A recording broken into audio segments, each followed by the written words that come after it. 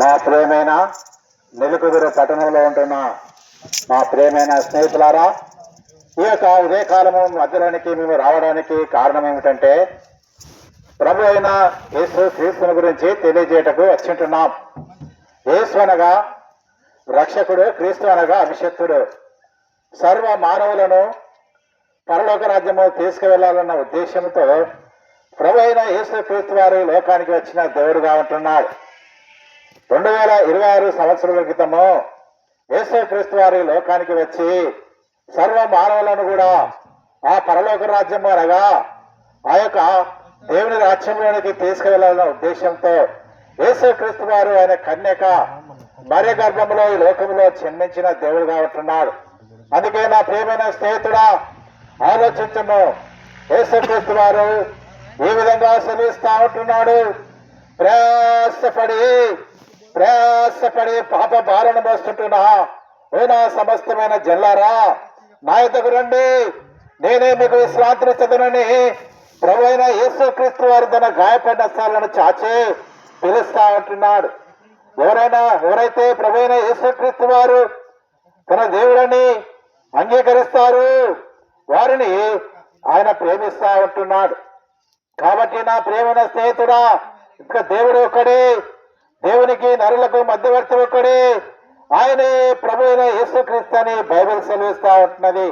కాబట్టి నా ప్రియమైన స్నేహితుడా, ప్రభు అయిన యేసుక్రీస్తు వారి లోకానికి రావడానికి కారణం ఏమిటంటే ప్రతి మానవుడు కూడా ఆ రాజ్యంలోనికి రావాలన్న ఉద్దేశంతో ప్రభు అయిన యేసుక్రీస్తు వారి లోకానికి వచ్చింటున్నాడు. ఎందుకంటే ఒక పరమాత్ముడే పరలోకం నుంచి భూమి మీదకి దిగి వచ్చి రక్తం కార్చాలి, రక్తము చిందించకుండా పాపక్షమాపణ లేదు కనుక మనము కోళ్ళ రక్తం ద్వారా గాని మేకల రక్తం ద్వారా గాని ఈ లోకములో ఏ జంతువు రక్తం ద్వారా మానవుని పాపములు క్షమించబడట్లేదు. అందుకే పరమాత్ముడే లోకానికి పరలోకం నుంచి దిగి వచ్చి ఆయన తన రక్తమును కార్చి ఉంటున్నాడు. మనము చేతులతో చేసిన పాపాల కొరకై యేసు ప్రభు వారి యొక్క చేతులపై గాయములు, మనం కాళ్ళతో పరిగెత్తి చేసిన పాపాల కొరకు యేసు ప్రభు వారి యొక్క కాళ్లకు గాయములు. మానవుని హృదయము మోసకరమైనది, అది ఘోరమైన వ్యాధి కలదు. కాబట్టి హృదయం ద్వారా చేసిన పాపాల కొరకు యేసు ప్రభు వారి యొక్క హృదయంలో బల్లెపోటు. అదేవిధంగా మానవుడు ఇక్కడే ఉండి అనేక విధములుగా ఆలోచిస్తూ పాపం చేస్తూ ఉంటాడు. కాబట్టి తలంపుల ద్వారా చేసిన పాపాల కొరకు యేసు ప్రభు వారి యొక్క తలకు ముళ్ళ కిరీటం. ఇవన్నీ కూడా ఎవరి కొరకు? ప్రభు అయిన యేసుక్రీస్తు వారు ఆ విధంగా బలి అర్పణగా బలి అయిపోయాడంటే సర్వ మానవాళి కొరకు యేసుక్రీస్తు వారు బలి అర్పణగా బలి అయిపోయిన దేవుడుగా ఉంటున్నాడు. కాబట్టి నా ప్రేమైన స్నేహితుడా, ప్రభు అయిన యేసుక్రీస్తు రక్తము మన పాపం నుండి మనల్ని పవిత్రపరుస్తా ఉంటున్నది.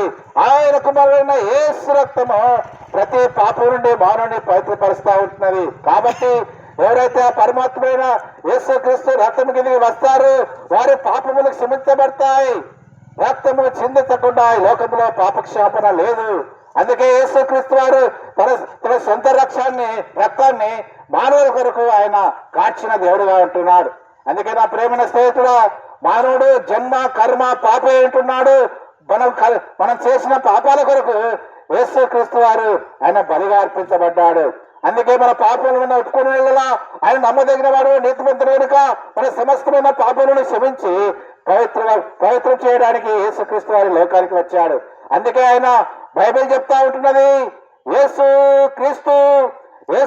క్రీస్తు అందరికీ ప్రభు అని బైబిల్ చెప్తాడు. ఒక కులమని, ఒక మతమని, ఒక తెగ అని, ఒక ఏది కూడా లేదు. అందరి కొరకు యేసుక్రీస్తు వారి లోకానికి వచ్చాడు. ఆయన అందరి దేవుడుగా ఈ లోకానికి వచ్చాడు. ఒక కులము మతము ఏ భేదము కూడా లేదు. అందరు పిలుస్తా ఉంటున్నాడు. పాపం వలన జీతము మరణము, అయితే అది మన ప్రభు అయిన యేసుక్రీస్తునందు నిత్యజీవము. నువ్వు నిత్యజీవం పొందాలని, నువ్వు నిత్యజీవానికి రావాలని, నువ్వు నిత్యజీవంలో ఉండాలని యేసుక్రీస్తు వారు ఉద్దేశమైనది. అందుకే ప్రభు అయిన యేసుక్రీస్తు వారు ఆయన లోకానికి వచ్చాడు. దేవుడు లోకమును ఎంతో ప్రేమించను కాగా తన కుమారుడుగా విశ్వసించిన వారిని ఆయన దేవుని యొక్క రాజ్యం తీసుకెళ్లడానికి యేసుక్రీస్తు వారి లోకానికి వచ్చాడు. నేనే మార్గమును సత్యమును జీవమును, నా ద్వారానే తప్ప ఎవరు కూడా ఆ తండ్రి రాజ్యం అనగా ఆ పరలోక రాజ్యానికి రాలేరని యేసుక్రీస్తు వారు పిలుస్తా ఉంటున్నాడు. కాబట్టి నా ప్రేమైన స్నేహితులారా, ఇలా మేము చెప్పుకుంటూ వెళ్ళాలంటే మీకు చాలా విషయాలు చెప్పవచ్చు. కానీ సమయం లేనందున ఈ కొన్ని మాటలు మీకు తెలియపరుస్తా ఉంటున్నాం. మా దగ్గర కొన్ని కళపత్రికలు, బైబిల్ నుంచి తీయబడిన విడిభాగములు, చిన్న చిన్న పుస్తకాలు ఉంటున్నాయి. తీసుకురండి, చదవండి, గ్రహించండి. మీకు ఇంకా ఎక్కువగా అందులో దేవుని యొక్క మాటలు పొందపరచబడతాయి. అదేవిధంగా ఇక్కడే నెలకొదురులో బాబుబాద్ రోడ్లో అక్కడ మన యొక్క ప్రార్థన మందిరం ఉంటున్నది. అక్కడికి మీరు వచ్చినట్టయితే ఇక అనేకమైన విషయాలు తెలియపరచబడతాయి. అక్కడ దైవజనులు ఉంటారు, ఇక్కడ ప్రార్థిస్తారు. రండి, దేవునందు విశ్వాసం ఉంచండి.